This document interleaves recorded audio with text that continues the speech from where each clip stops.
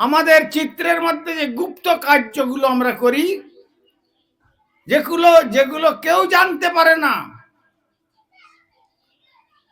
বলছেন ভগবান অন্তর্যামী সূত্রে সব জানে।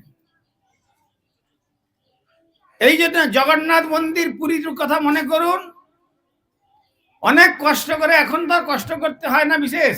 আগে মানুষ পদব্রজে পুরী যেত, আর যে ফিরবে কি না ফিরবে তার কোনো গ্যারান্টি থাকতো না। জগন্নাথ মন্দিরের সিংহ দরজা দিয়ে প্রবেশ করছেন, আর যখন মন্দিরের কাছে গেলেন, মন্দিরের দিকে তাকালেন, গগন স্পর্শী মন্দির, আর সেই মন্দির দেখে চিন্তা করতে পারবেন না কি সিনেমা হলের অ্যাডভার্টাইজমেন্ট দেওয়ার জায়গায় আসলাম না ভগবানের মন্দিরের কাছে আসলাম। কেন? নারী পুরুষের এমন নগ্ন চিত্র সেখানে অঙ্কিত করা আছে মন্দিরের পবিত্র গাত্রে। মানুষ চিন্তা করতে পারবে না যে এটা ভগবত মন্দির হতে পারে। এইরকম পবিত্র ধাম শ্রীক্ষেত্র, যেখানে শুয়ে থাকলে দণ্ডবত পরিক্রমার ফল পাওয়া যায়,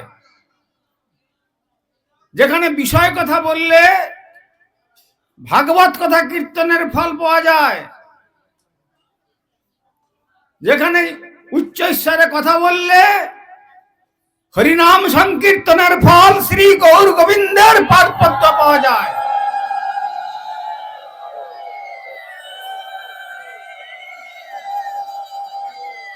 আর সেই স্থানে মন্দির দর্শন করতে গিয়ে মানুষের মাথা পাগল হয়ে যাবে, যেটা কোথায় এলাম। এমন নারী পুরুষের নগ্ন চরিত্র জগন্নাথ মন্দিরে অঙ্কিত রয়েছে। কেন? তার কারণ কি?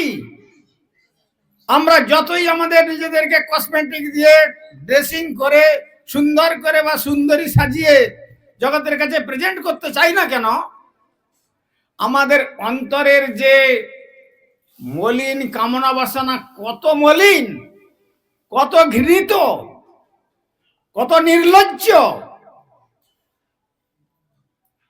সেটা আমরা কারো কাছে ব্যক্ত করতে পারি না।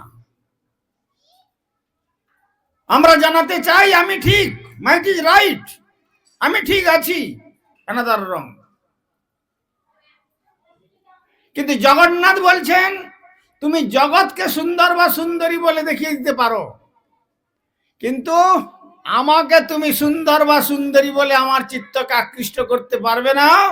তোমার ওই দূষিত দূষিত দুর্গন্ধযুক্ত এবং ঘৃণিত চিত্তের মধ্যে কি প্রকার কাম, ক্রোধ, লোভ, মদ, মোহ, মাৎসর্য, ভোগবাসনা কি প্রকার তোমাকে পাগল করে রেখেছে, ওই চিত্তবৃত্তিটা আমি আমার অন্তরের মধ্যে নিরন্তর তোমাকে দেখতে পাচ্ছি।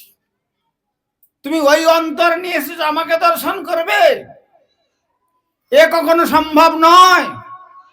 जहां काम तहां नहीं राम, और जहां राम तहां नहीं काम, जैसा रवि रजनी दोनों ना मिले इकट्ठा। একই পূর্বাকাশে যেমন একই সময়ে সূর্য এবং চন্দ্র উদয় হয় না, তেমনি যে চিত্তের মধ্যে কামনার দুর্দমনীয় নগ্ন ভাব নৃত্য করছে, আমাকে পাগল করে রেখেছে, ওই চিত্তের মধ্যে শ্রী ভগবানের পাদপদ্মের কোনো অস্তিত্ব পাওয়া যাবে না।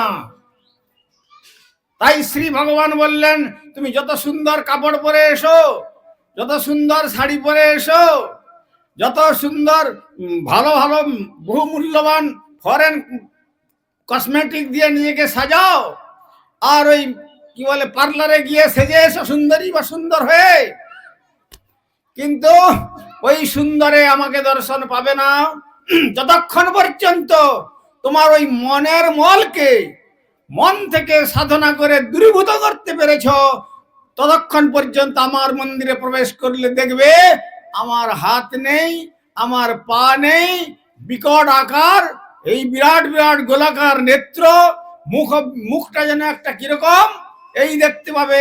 কিন্তু যদি আমার মন্দিরে প্রবেশের পূর্বে তোমার ওই মনের মলকে হৃদয় থেকে ধুয়ে মুছে পরিষ্কার করে যদি আমার মন্দিরের বহির্গাত্রে, অর্থাৎ মানুষের দেহরূপী মন্দিরের বহির্গাত্রে অর্থাৎ সাধন করে বাইরে বের করে ফেলে দিতে পারো, নিষ্কাম হতে পারো, নির্মল হতে পারো, তখন আমার মন্দিরে প্রবেশ করে দেখবে জ্যোতিরভ্যন্তর রূপম অতুলম শ্যাম সুন্দরম।